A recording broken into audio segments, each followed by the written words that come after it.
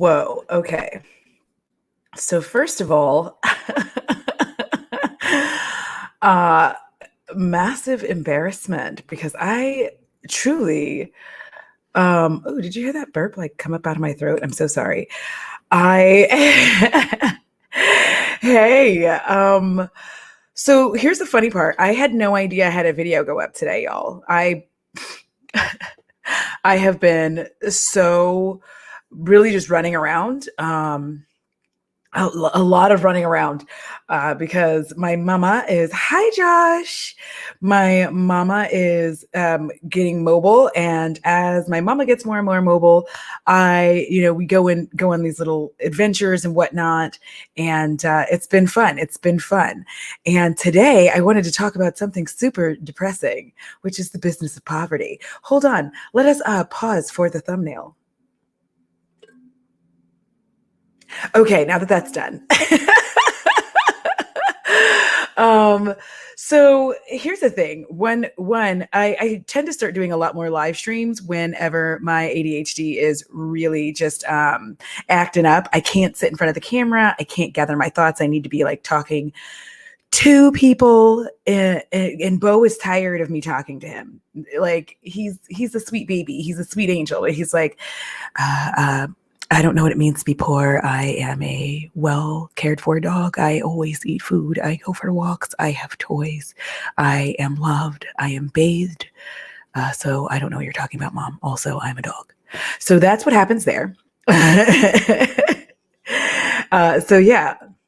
And it's kind of interesting because I wanted to talk about this, and now seeing that video, the Afterpay Klarna video came out, and I wanted to talk about this. It's like, oh my, when worlds collide, this is what it sounds like. Okay, sorry. So it's Friday. Happy Friday to everybody. And I hope I don't depress you too much by talking about this subject. But I wanted to start with a story. So, like many other people, I was heavily indoctrinated by the U.S. Feeling I'm a U.S. American. For anybody who doesn't know, I hate it here. So we're firmly indoctrinated in the idea that people who were poor made bad decisions. People who were poor were financially irresponsible, and they were terrible people, right? Indoctrinated into that idea and that ideology. So then, when I was in Los Angeles, I worked for the Spearmint Rhino. Now, the reason I'm making that distinction is because I don't want any of you to think that I have any kind of talent in that regard, because I have none. I would fall off the pole. It would be very embarrassing for everybody. Mostly me, but you would get second embarrassment and cringe from watching me attempt to do literally anything. I would just flash dance, run, and just din, din, din, din, din, din, din, din. So that's why I'm making the distinction. Have no problems with the work. But one of the things that we did was we passed out lap dance cards, and it was like for a free lap dance. And a lot of times we passed them out at Staples Center. I got paid a fairly decent sum to thank you, Rupi. I'm wearing Kodan, by the way. I'm wearing Kodan. I'm like, look at me doing things. I'm like, yeah. So I handed out these cards, and most of the time we handed them out at what it used to be called the Staples Center. I don't know what it's called now. Honestly, I didn't bother to look because it seemed awkward for me. I don't know. I just didn't care, and I don't go there. I don't live there anymore. It doesn't matter. But on occasion, we would actually hand these cards out in neighborhoods, and we would often go to Section 8 neighborhoods. And as a good American, I would get in my feelings about the types of cars people would have. Be like, these people have Escalades, have nicer cars than me. What are they even doing here? They're gaming the system, right? I'd be like, they're gaming the system. Dirty dogs. And that was in probably the year 2000, around 2000, 2001. Fast forward to when I am an adult and I have lost my job, and it all of a sudden hit me uh, that I was being an unfair arsehole. And what I realized was, like, when I lost my job, the world doesn't stop for you. When you lose your source of income, everything doesn't stop. I had a brand new car at that point in time. They don't just say, like, oh, you don't have to pay your car payment until you get another job. Your apartment that you have rent at, they don't go like, oh, no, it's fine. You can just pay us rent whenever you get a job. Like, nothing stops. And it brought my mind back to those Section 8 homes in Los Angeles.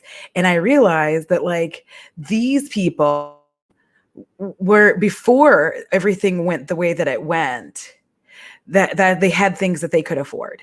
They had things that they could afford, but circumstances changed and they had to move. And what that means is that, like, your car, for instance, you most of us can't just sell the car for a cheaper car, because we're paying installments. And that's one of the things in the business of poverty that we're all in, is installment payments, which I talked about in, Afterpay and Klarna. But we have installment payments. So what that means is, like, the car more than likely has negative equity in it, meaning you either owe more than the car is worth, or you still owe money on it. So even if you don't have negative equity, you still haven't paid it off. And it wasn't until I was an adult that I understood what it meant when you were, like, trading in a car. When you were young, you just didn't get it. Like, you would go with your parents to do this thing. I don't know if y'all did, but you just didn't understand how it worked because you were young. So in my mind, when you traded in a car, like the old car, I don't know what happened in my mind. It was just like, the old car is finito, it's gone. Now you start anew, but you don't. And so what happens is, even if I had wanted to try to trade in my car, it would not have worked out, because I still had equity and, like, I still owed on this old car. So whatever I owed would be put into the payment for my new car, my new cheaper car. And 9 times out of 10, your new cheaper car is going to be the same or more payment. So it was like, well, that's not going to help me at all. I can't just sell the car. All right. You can't just break your lease. If you're in Texas, this is honestly one of the hardest states to break a lease, and it's very, very punitive when you do. They charge you all kinds of fees. And then on top of that, because you broke the lease, they're definitely going to charge you any and every cleaning fee that they possibly can for having broke the lease. And you can't pay to break it. You can, but you're in a bad situation at this point. You don't have a job and you don't have the money to, like, pay to break the lease. So now you're in this apartment and you're like, okay, what do I do? And this is where the business of poverty comes in which people just expect you to sell your things. So even back in my olden days, when you could sell your things, the thing about selling things is that when you are desperate to sell things, you cannot get the value of the things. So what I'm talking about is, like, let's say you have 2 laptops, one old laptop that you just, like, really need to, clean everything off of, and you had gotten a new laptop and you just never cleaned off your old laptop, blah, blah, blah. Well, when you're in a desperate situation and you need money, you don't have the negotiating power that you would have had if 3 months ago you had opted to sell your laptop.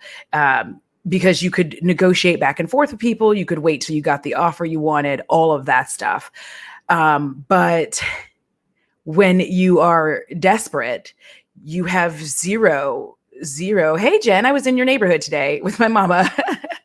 But you have zero negotiating power. You don't have the ability to sit back there and go, I'm going to wait until they're going to give me, the 1,000 for this laptop, because this laptop was $3,000. Like, I'm going to wait for somebody to give me 1,000. You don't have that option. So if somebody says 500, you just take the 500 and run. You have rent due, you have car payments due, you have multiple bills due, you do not have the option of like waiting for things to go well. And on top of that, in today's age, selling things is not the way that it was when I was younger.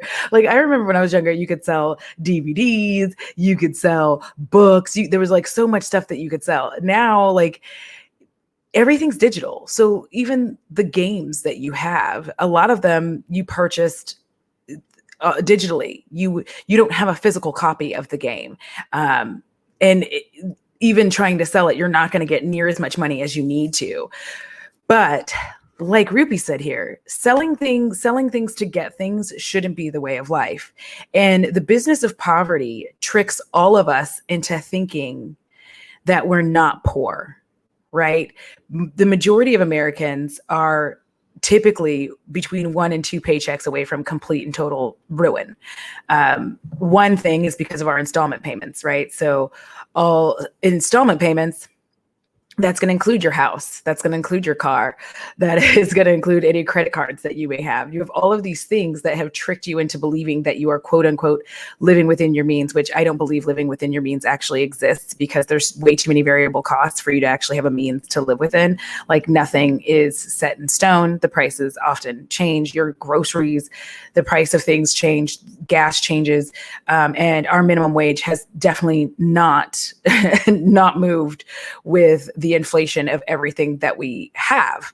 So the business of poverty is to keep you not understanding that you're poor, one, and make you think that you can afford your life, but two, to make money off of your misery. I'm so sorry. I'm being, very, very depressing on a Friday. We'll end with some joy or something. Maybe I can try. We'll see. I am my mother's daughter. And so when you run into bad situations, you have to sell things. And that means that everybody else benefits from your from your issue. When you are broke, everybody benefits around you. The pawn shops benefit, people buying things from you online, everybody else benefits from your situation. Whether you brought it on yourself or not isn't the point. And in America, we don't actually have any safety nets. Like people will talk like, we have unemployment, we have these things. And it's like, kinda, they really work very hard to make it as minimal as they possibly can, so that you are in a sense forced for a lot of people to rely even heavier on the government than they had planned to, because of the things that I mentioned previously, things like your apartment rent and all of this stuff, not being able to get out of it. And you have to pay these things. You end up putting yourself, oh my gosh, Cara, thank you so much. Wait, wait, thank you. I cannot deal. Like, stop. Y'all, if you're not to Beauty of the Frizz, please do. Delightful content. It's such a nice time, and it's very relaxing, and it makes you feel like a human being, because I also feel like a robot. So thank you. But I feel like what happens for a lot of us, and we don't there's nothing wrong. I'm not here to condemn anybody or any person. What I'm really talking about is how in the US we just profit off of people's losses. When something goes bad, like if you'll remember the housing crisis, there was a lot of talk surrounding people doing bad things to their homes, clogging up the toilets, breaking things, and there was a lot of negative talk towards these people, but I understood it. I'm not condoning it, but I understood it. These people had depended on other people who were supposed to be experts in this field to help them buy a home. And when they got their first home ever, the market crashes. They really, truly didn't understand the ARM loan because the experts didn't truly explain it. And then they were going to lose everything. They're getting pushed out of their house. They're having to give up on their dreams. And there is a definite anger there, right? But so many other people got to profit off of everybody losing their homes. So many people could swoop in, and still do today. There are people who currently will find houses. It's public record, and that's why I say it is a business of poverty, because it's public record if you didn't pay taxes. And so anybody can just come in and own your home for, if your taxes were $2,357, they can own your home. And I like that just astounds me, because I sit here and think to myself, like, what was the point in like paying off your home and having it only so that you could continue to like have to pay all of these taxes every year? Like, I felt like maybe your taxes should be reduced or something. Like, could we figure something out? I don't know. But like, well, it just seemed like that's why, for me, home ownership isn't a thing, because I look at it and I go, yeah, so you go from like a monthly payment of like, let's say your monthly payment is $1,200. You go from that, and then like you have to make sure that you save up your taxes, every year, and then pay that off. And you don't even really know what the bill is going to be. So you have to like base it off of last year. It's a lot. And then people just keep getting, like you said, there's payday loans, Alexis, that just prey on people. And I got caught up in that cycle as well, because I was in a situation where I had to move. I used to live in a house with a friend, but he had decided, not that kind of friend, y'all. He rented out 2 of the bedrooms in his 3-bedroom house, and he rented out 2 of them. And he had decided he wanted his house back, which completely understood that. But I could not afford to live in an apartment at the time. I just didn't make enough money. And so my mom had to help me, but I didn't want to rely too heavily on my mom. And I ended up having to do all kinds of mess. And finally, to get out of the payday loans, I just started letting a lot of other stuff default, pay my rent, and then start fixing the other things as it goes along. And thankfully, I was able to get out of the cycle. But the business of poverty is such that people are just constantly trying to find ways to like live their lives and be able to enjoy it, because life isn't supposed to be miserable. I don't care what anybody says. It really isn't supposed to be miserable. It is not supposed to be a horrible hellscape that we're all just struggling through every day. We're not supposed to be like got a case in the Mondays, which I hate that anyway. I'm not looking forward to that when I go back to work. But if you've ever looked at a payday loan and like how you're encouraged to borrow significantly more, because the thing is, if you look at it and you're like, well, I borrow $100 and I have to pay back $145. Like, I may as well borrow $300 and have to pay back $375. That makes more sense to me. Like, if you look at that, how predatory that is on encouragement level. They don't want you just to borrow $100, because that's easy. One, it's easy for you to pay back. But 2, they want you to get caught up in the cycle of needing this payday loan every time. Yeah, I know. Klarna and Afterpay can be interesting. So for me, in my experience, I have found it to be very helpful for me. Now, everybody's going to have a different experience, for real. And I'm not stupid enough to think that nobody is like getting their life screwed up by those services as well. But I think that one of the things that I really started doing when I did it, because I'm a person who had got caught up in credit card debt, I'm already like this. I have a weird thing about putting like a big chunk of money down for anything. Like, it just, it hurts me. But I'm really careful about like looking and being like, okay, how many payments do I have? And then I'm like, you know what? No, I need to wait. How our illusion of what poverty looks like is definitely structured and formed more often by the media, right? So movies, television shows specifically, and even sometimes the news, not nearly as much in the news. And that's because real poverty doesn't actually look like it does in television, on television shows and movies. So one of the worst things that you see is like, when people are poor in television and movies, there's so many signifiers, and they use some of these same signifiers to, especially in American movies, specifically in American movies, to also denote countries as watched any movie where like a Tom Clancy type movie or whatever, every time they're, in any Arab country, like it's yellow, like the lighting is just like this weird yellow. And the same thing happens in movies here is they'll either do like a weird blue cast or like this kind of funky yellow, an overglow, right? To give this indicator that this neighborhood sucks. These people are poor. There's no grass a lot of times. There's a lot of barking dogs, people yelling. The people are often very disheveled. Their clothes don't fit properly. They're dirty. Their faces are dirty, and they have attitudes.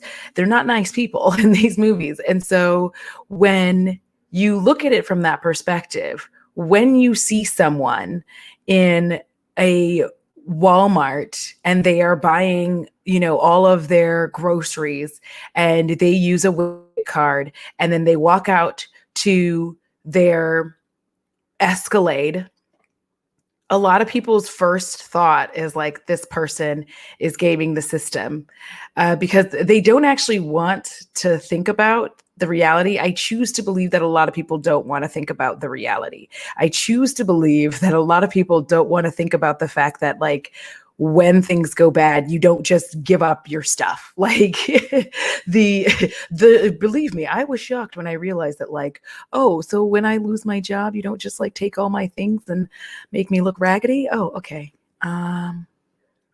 You don't just trade in my car for like a beater car and it's already paid for and I don't owe anything. Oh no, you don't. And so in real life, you don't get to like look poor, especially in 2021. You don't get to just look poor. You don't, the Michael Kors bag that you bought when things were prosperous and you were doing well, your nice car, all of your nice belongings, you don't just get to sell those. You can try, but 9 times out of 10, they're not going to do the good that you think that they're going to do. Anybody who sold wedding rings knows that for sure. Cha-ching. If you sold a wedding ring, you really notice, like, oh, I'm sorry. I don't know if you know this, but this engagement ring was $5,000. And I feel like, is my hearing correct in that you're gonna give me $1,000? Only 1,000. I thought I would at least get half of it. Half of it. And they're like, yeah, no, I'll give you $1,000. And you're like,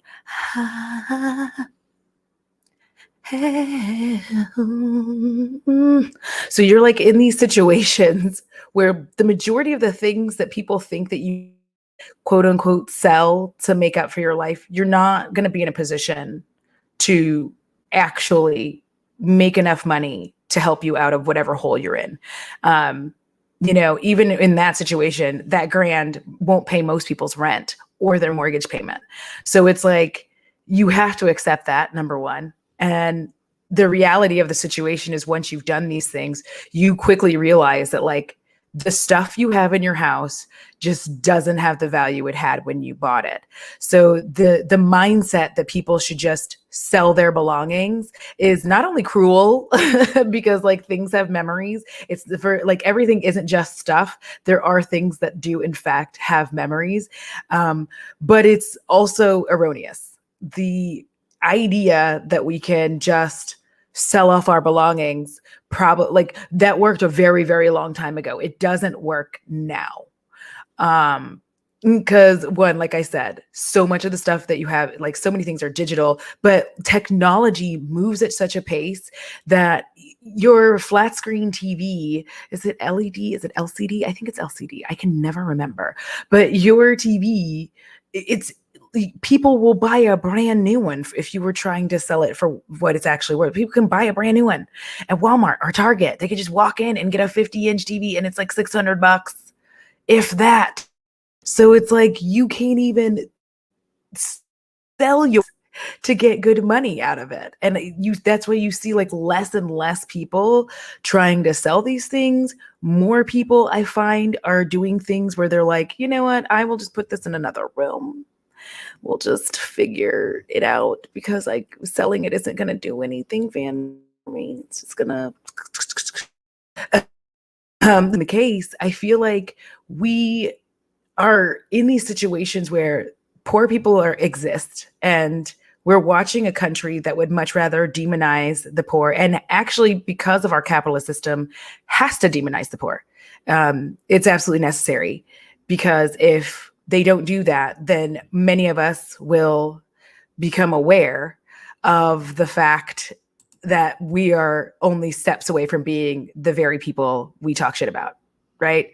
We will become aware of that. We'll like wake up and be like, wait a minute, if I miss 2 paychecks, what would happen to me? What would happen to me? And our signifiers of poverty are that people have to look a specific way. And if I don't look like that, then obviously I'm not poor. We will also use stuff to demonize poverty and try to tell people that the way out of poverty is to not have stuff and to not have things. So we'll be like, well, if you want out of poverty, you just can't have stuff. And the thing about it is the people telling you this are making money off of you to tell you this. I'm looking at you, Dave Ramsey. They're making money off of you to tell you how to quote unquote manage your money. And so it's another trick to get poor people to believe that it's their fault. Obviously, yes, we can all make poor financial decisions. We can buy things that we shouldn't buy. We can spend. Everybody's run into that. But the reality of the situation is, even if you perfectly budget everything all the time, which I have done, surprise, things happen to you. Your car breaks down and you need, a new engine or a new transmission. Your dog gets sick and you have, or your pet, whatever, gets sick, and you now have a vet bill that you were not expecting to have. And I know people will be like, well, of course, that's why you need to have a savings account. And you're like, I will get there. Depreciation, rupee. Yes. People do not understand depreciation in the way that they think that they do. Like everything you buy loses value the second that you buy it. Like the very moment you purchase it and you have it, it's losing value. And so your super fancy, fantastic television that you got, back when LCDs were like, just what? Remember when these things used to cost like $5,000? Do y'all remember that? Like, do you remember the days where it was, I drink really loud, I'm sorry. But like, if you think about that, like even if you paid $750 for a television right now, and you had it, if you had to back, you would be lucky to even get somebody to buy it for $200, because for $200 they can get a brand new TV. Like that's what I'm talking about when it comes to technology. Like you don't even see tube TVs right now. You know what I mean? Like what? VCRs are making a bit of a comeback, but they're super expensive, but it's just for nostalgia reasons. But like, technology has moved things so far that it's hard to even sell your stuff, number one. But yeah, your car, definitely, yeah. You lose so much off of your car. Like if you paid $30,000, that's a really low amount, but if you paid $30,000 for a car, the second that you drove it off the lot, you probably already lost between $5,000 and $7,000 of the value off of that car. Like it's gone. So, and it's actually one of the reasons, speaking of cars, that a lot of people will buy a new car that they don't need. And I feel like that there's this thing that people will use the word need, like if people would just stop buying things they don't need, like you shouldn't have bought a new car. You shouldn't have traded in your car and bought a new one. But here's the thing. One, I don't think a lot of people know this about automotives, but they do not have to, they only have a small period of time that they are required to continue making parts for your car. So keep that in mind when I'm talking. They only have a small period of time, a certain number of years that they are required to make parts for your car. And after that, they don't have to do it if they don't want to. If they don't need to, or that part doesn't fail all that often, they'll stop making it. Then the other is that repairs out of pocket, like once you've passed your warranty period, out of pocket repairs are astronomical for most people. Like most people just do not have the money required when they're like, yeah, you need a new transmission and it's going to be, like $6,000.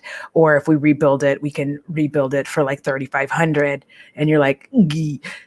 So in your mind, you're like, I can use $3,500 and rebuild my transmission, or I can use $3,500 if you had it somewhere, if you had it saved. You're like, I can just use this $3,500 and buy a new car. And that's what a lot of most people will do. Once the repairs start kicking in, most of us are like, yeah, because I'm going to pay for this. And then you know what? Something else is going to go wrong. And I'm going to have to pay for that to fix it. And I'm just going to be sinking more and more money into this. And I was trying to save money for this or this or that. So we are constantly in situations now where it's not like the good old days. And I feel like there's some older generations who just don't get it. There are some who do, but there are a lot who truly do not understand that, like, they're the same people who tell you to walk in somewhere and hand them your resume. And you're like, you can't do that anymore. You could get arrested walking into a place being like, hi, I'm Audra. Here's my resume. They're gonna be like, security, there's a person here who doesn't understand the internet. Yeah, get them out. And that brings me to cell phones. When we're talking about technology and people being like, oh, everybody has these expensive cell phones. Like, first of all, most cell phones are installment plans. We all know they're all in our installment plans. So let's be real. But the reality is, for a lot of people who are poor, that is also their computer.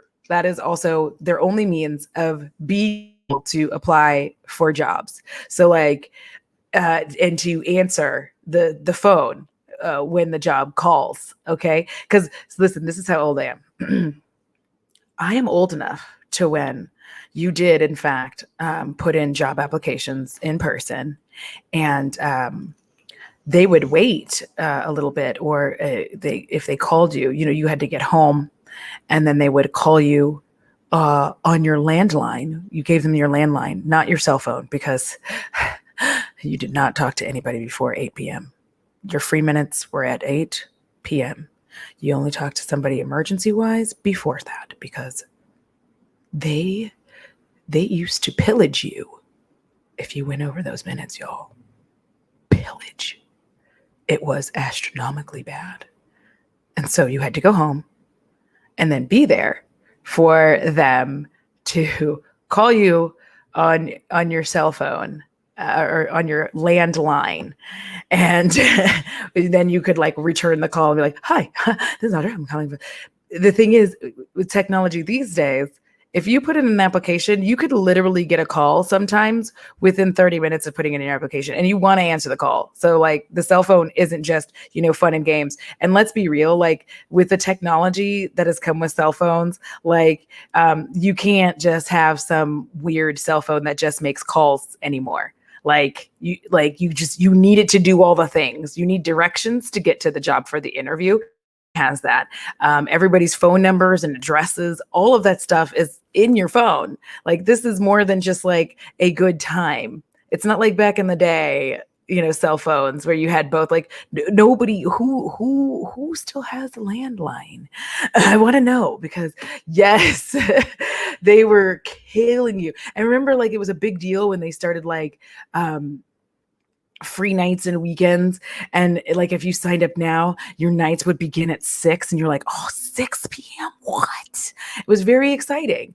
So the reality of people constantly trying to make you feel some type of way for not having, like, for having things, and they're like, well, if you didn't have that expensive cell phone, if you didn't go to Starbucks every day, if you didn't, have a Keurig, you could be, saving money. You should also, consider, buying food and, going to the grocery store instead of eating out. And a lot of people don't even realize that, like, our economy and the way that they produce stuff, they're still producing and packaging food as if everybody has a family of 4, which isn't the case for a lot of us. When you're single, grocery stores are kind of a nightmare because everything is in ginormous packages. And you're like, I really just wanted like 5 cookies. Uh, but now I have to get this big package of cookies, which means really the rest of these cookies are going to go to waste. That is the world I'm living in right now. So that's why you have services like Home Chef and all of that, because it allows people to be able to like make just enough food, have just enough seasonings and all of that without having, 3 or 4 different pieces of chicken and all of that. And that also plays into the business of poverty. And that when you are poor and you are trying to like do what people tell you to do, go to the grocery store and get some food, you're just like, all of this is so much more expensive. I'm just going to Jack in the Box. Like, this is like buying this meal is more expensive than me going to Jack in the Box right now. Like this is 3 trips to Jack in the Box, this meal. So I'm just going to go to Jack in the Box. Like, as you start putting everything in there, you're like, oh no, honey, I can't afford to do this. And so you end up going, to fast food because you're like, yeah, no, this is too, like, y'all keep telling me that the grocery store is cheaper. Y'all liars. Like, and Home Chef is relatively expensive. What I like to do with Home Chef is I normally like get like 1 week and then I just don't, I put it on pause after that for months, and then I'll do it again. Because if I do it every week, I can't. It's not even the cost. It's that like I don't have the spoons and the wherewithal to keep making that food. Faith, you are preaching. Being poor and single is why some people stay in situationships. Facts. So that is the other very dark side of of the business of poverty, is that it's forcing people in some ways to live lives they don't really want to live, right? There are people like, I stayed with my ex-husband far longer than I wanted to, because I couldn't afford to leave financially. I just couldn't afford it. And since I couldn't afford it, I just stayed there, miserable. And I was like, I really don't like you. I don't even like that you are breathing. It's very irritating.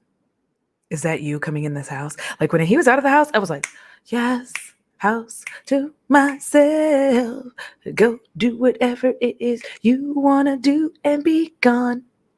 Be gone. It was a whole thing. So, so I feel like poverty is also, this is just my opinion. Poverty is also one of those things where I feel like people end up in relationships and situationships and even marriages that they wouldn't otherwise end up in, because it is in a lot of ways bringing them up out of a level of poverty that they have. They'll do just about anything to get out of it. It's the same thing with the military. A lot of people join the military because it's their only way out of poverty. So you essentially have to become a part of the U.S. industrial, the military industrial complex, and serve for 4 years. But the gag is, for a lot of people, military wise, you end up wanting to just serve more, because when you get out, or if you try to get out into the civilian world, the jobs are hot garbage. And so, and they like put like all these places will be like, we hire vets, but like your skills are not commensurate with whatever it is they hired you for. And you're just sitting here like, I don't really understand why you hired me, when you're like, I don't even know what I'm doing here. Yeah. Like, I worked with people like that, especially in logistics, who retired from the military, they're vet, and then they were put in as ops managers. And they were just like, I really have no idea what I'm doing. I've never worked in logistics before in my life. I'm not really sure why they gave me this job. Like, but we're also getting more and more, I think, to where we're starting to feel like the business of poverty is starting. I think there are some good parts of the business of poverty, or things that are coming out of the business of poverty, which is people doing more things for each other, and going in on things together, like renting a townhome together. because the townhome is $1,200. Listen, I live in Texas. Maybe it's 1,300. But renting that townhome together with two or three of y'all is less expensive, and it's easier for all of y'all to live and have breathing room. The problem is that you have to do all of that at the expense of like your solo life. Like I can't live with another person because I like to nude it up. I enjoy my nude time. For those of you who get out of the shower and just like towel dry and put on your lotion and then like immediately put on your clothes, like I need an explanation. I don't understand how you do. You don't just like nude it up for 45 minutes or so. You don't. I'm just asking. Just asking a question. Don't look at me like that. Okay, so, but it does, like, there's like these benefits and like you have to do a lot of give and take. And I feel like there's such a weird sensation where people are just telling you like, well, get roommates and then da da da da. And you're like, yeah, but I don't want a roommate. Like I am a neurodivergent person. I autistic and ADHD. I need you to understand how much I cannot deal with the noises of other people for too long. I'm like, what are you doing? Is your TV on and you're not in there? And you're like, what? I'm like, is your TV on in your room and you're not in your room? What are you doing here? Why are you here? Oh, well, I was just making soup. Can you turn off your television? Because I can hear it. And it's not the actual TV, it's the electronic wine. Like these are the things. So it's like, I can't deal with that. Right. And there's multiple reasons why people don't like to live with other people, nuding it up being one of them. Also just needing your own personal space, wanting to do dishes when you feel like it, when you get home, not having anybody try to talk to you. Every time I have lived with people, I hate it. I hate it. And also like now that I do a lot of social media stuff, that's not a good thing to live with people for me, because I set things up wherever I feel like light is best, So like, yeah. But I feel like what happens is we have and created a society that has cyclical poverty that people don't really get out of, and a country that is unwilling to do anything to help people get out of it, including not raising a minimum wage and including making it illegal to be houseless in multiple places. This just keeps happening and people cheer for it. They cheer for it. They're like, huh, yes. And I'm just like, okay, I have a quick question. Where do you expect all of the houseless to go when you do this? Like, where do you expect them to be? Because part of the business of poverty is that the houseless have a very difficult time getting a job, which y'all be like, just get a job. A lot of these jobs require you to have an address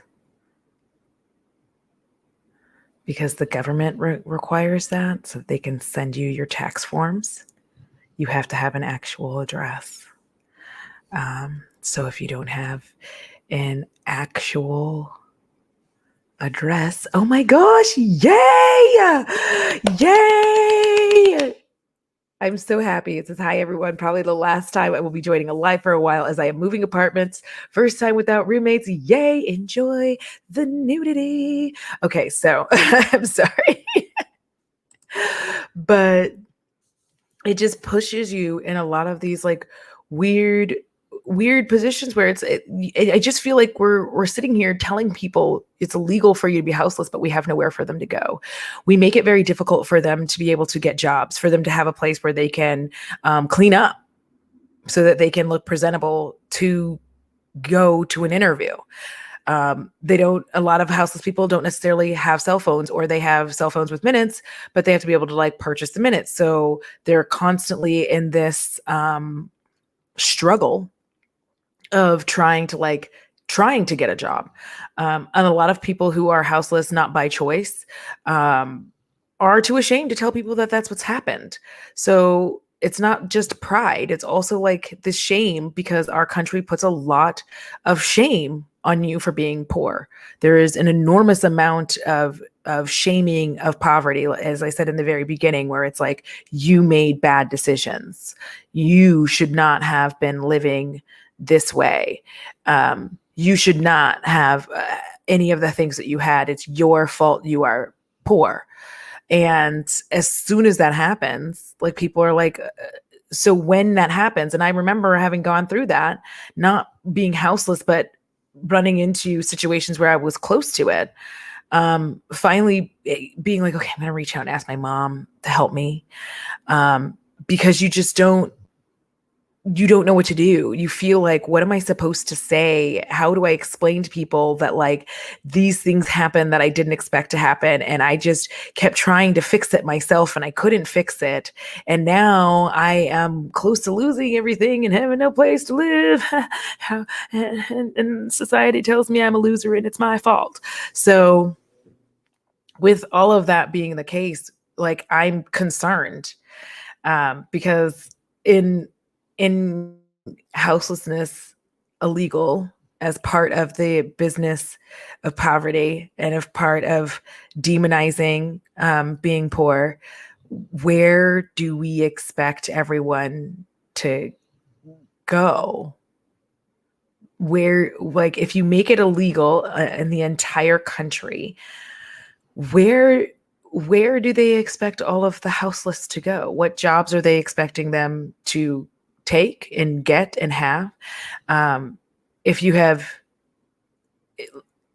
cleanliness is a thing, and most employed, like, in most places, most companies have a standard of cleanliness. I know this because it's in, like, a lot, everybody's HR book says something about the expectation of your cleanliness.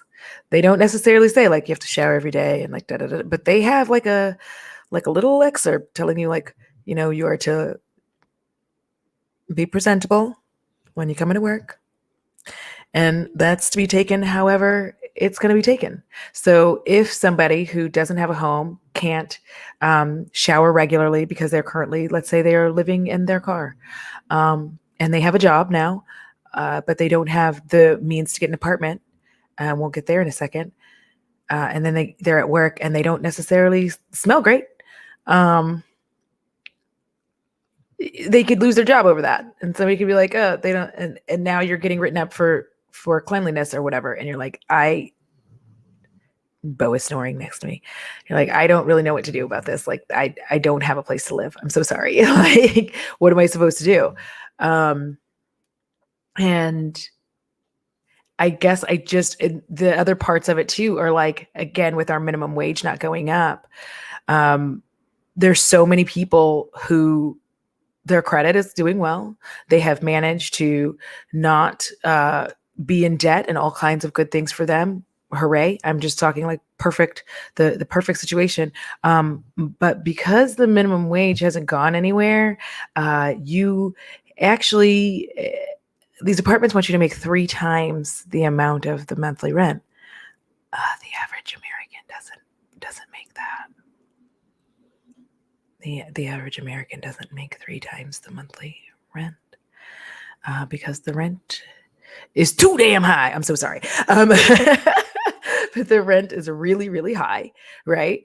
And so most people on $15 an hour are not going to be able to make 3 times the amount of the average rent in a lot of places. So it's just like this never-ending cycle of living in a country that demonizes you for being poor, demonizes you for reaching out for government assistance to get help so that you can get out of said poverty and be able to live your life. And that, by the way, that system does work to keep people there, because this country does need its scapegoats. It really does. So it works very hard to keep people there by making it more difficult. Like, if you lose benefits, if you get a job, and some of those benefits you still need, but you won't have them if you get a job that pays too much money. Not even a job, just a job that pays too much money. And they're like, oh, well, we are taking away your housing assistance now. And you're like, wait, the thing is, I don't have 3 times the amount of, that's too bad. So the system is not designed to actually help. It's, in my opinion, currently in its current state, it is actually designed to continue to be the scapegoat so that people can look down on you, so that people can forget that they themselves are a literal paycheck away from being in that same situation.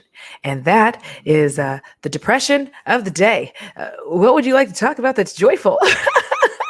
Not the heat, not the heat. Because, like, do y'all see my upper lip sweating? Like, look at it.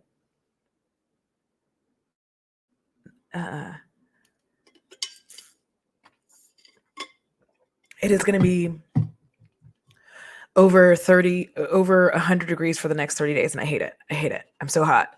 I feel bad because, like, anybody who just recently moved here to Texas, it's just like they're having a hard time. They're like, it's so hot. They're like, why is it like this here? And I'm like, I did you not watch my channel? I told you it's really hot here. My armpits are constantly sweaty. I have to wait until like about 2 to 3 hours after it's dark before I can shower. Yeah, because it's just gonna be sweaty time, and the pipes are all hot. So like the hot water's like extra hot, and I'm not taking a cold shower. I don't care. I don't. If that's unpleasant for me, I don't like a cold shower. Y'all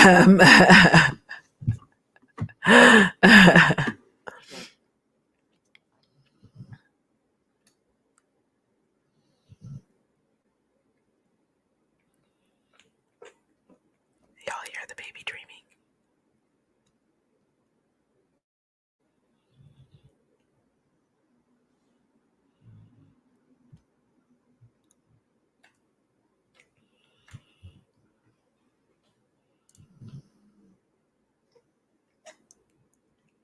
He is such a little angel, and I love him so much. Okay, I'm sorry. I love him so much, and I just like I always share my Bo Bear. It has been ridiculously hot. You're running your first batch of prints. Yay! Yay! Yes, I have AC. It doesn't matter though. It doesn't matter. Ask anybody who's lived in anybody in the South is going to tell you like air conditioning doesn't matter. It doesn't matter. Like it's good, but it doesn't matter. It I'm still sweating, right? Like because I don't want to have like a super high electric bill, so I don't drop it to like 68 where I would be comfortable. Instead it's at like 72, 73, but like once it gets like sometimes it's just too hot. Like I'm gonna have to we have to roll this down and sit topless like I do. Like I'd be sitting like I'm just like also, oh, fun thing, the possum. So she me and my mom were in the car and I was talking about how the possum just be like she's just coming out. Like she's gotten used to it now. She's like, yeah, she realizes now that I'm not going to harm her. Right. So she's just like, yeah, I'm up here eating the bird food. I'm like, I see you, girl. And so my mom was like, yeah, she went over there talking to her possum friends and they're like, man, we can't find nothing good. And she's like, yeah, me neither. Da, da, da, da. And then my mom's like, yeah. And then all the possums are looking at her as she leaves. And I'm like, and then I was like, they're like, Cheryl's up to something. So I think the possum is now named Cheryl. Because we made up like a whole possum backstory. Like the other possums are probably like listening, and Cheryl's like, oh yeah, me neither. I can't find any food anywhere. It's terrible. And they're like, what do you think Cheryl's doing? I don't know, but we got to follow Cheryl. Yeah. Sweating so profusely right now. Like my toes, that's the funny thing is like my toes will be just ice cold, like rigidly ice cold. Just it's ridiculous. And then the rest of me is on fire. I have like poor circulation to my extremities.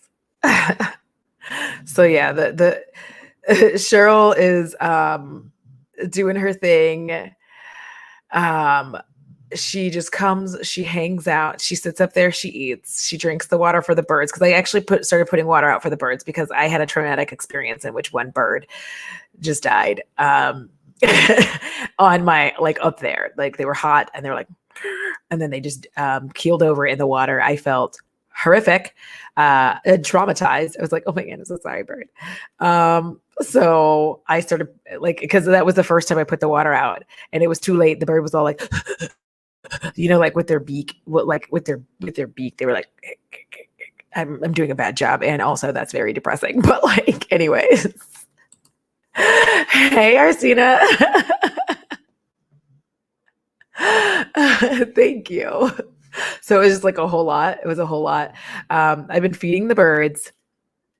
And I have decided that Cheryl must be. I was calling it Mr. Peepers, but I once I realized that she is a she and not a he. I didn't want her to be Mrs. Peepers because fuck the patriarchy. But like, so so now she's Cheryl, and I think she lives relatively close because when I put food out, I tend to put the food out at night because I don't want to listen to the birds battle in the morning. Because they start getting pissy with like if there's not enough food and they start fighting each other. And I think I'm contributing to making these doves like really, really big. And baby bear, you were having some very active dreams. Put your tongue in your mouth. There you go. There you go. So like so the first time that like I really saw her out there because she was like she tried to like climb up the chair because I figured out that she's coming from like because I'm on like a incline, and so she climbs up and like my patio was lifted, and so she'll climb up and she likes to climb up the leg of the chair, and so she was like using her little possum hands, her little fingers. And she's trying to climb up, right? And she's like, do, do, do, do, do, do. But like when I first came out, she was trying to like make a decision on if she was gonna like go back. And I was like, oh no, girl, I'm just gonna go sit over here. I'm not gonna bother you. You go eat that bird food if that's what you want to do. And she was like, all right, okay. Well, I'm just gonna climb up this chair. I'm like, all right, girl, do you? All right, well, okay. And then she starts climbing. She's like, and then she like kind of like slid down like a possum stripper. She was just like, it's funny. Like the leg of the chair. I was like, do it, girl. Get that money. And then I kind of was like laughing a little bit. And she was like, I'm just really nervous because like, I don't know if you're going to, I'm like, I promise you, I'm not going to bother you. She's like, okay, well, I'm going to go up here and get the bird food. Like, if you could just look away, that'd be great. I'm like, all right, I'm looking away. So she's like, okay. And she climbed up there and then she gets up there and she's like, okay, well, I'm up here now. So you can look at me and I know I saw you taking video, which is why I made sure that I was very graceful at my climb up. So yeah, I'm like, all right. I have cardinals, occasionally some blue jays come by, and those little brown birds. And I think like a swallowtail, like a swallowtail bird. It's a scissor tail, maybe it's a scissor tail. I don't know, because I'm not a birdier. I'm not a good bird. Here's what happened. I fell into a depression, and decided that I was going to feed birds. And it has made me very, very happy. To be honest, I get a lot of delight out of these birds. They just be coming over here and like they have like bird sessions over there. And then it's really cool because you see them just like standing on the wall, like they're like, and it's very interesting. So yeah. And then I have that like is it a turtle doves or them love dove, them pairs, they're brown. Lovebirds, they're gray with like dark gray spots, and they always hang out together in a pair. And there having a good time.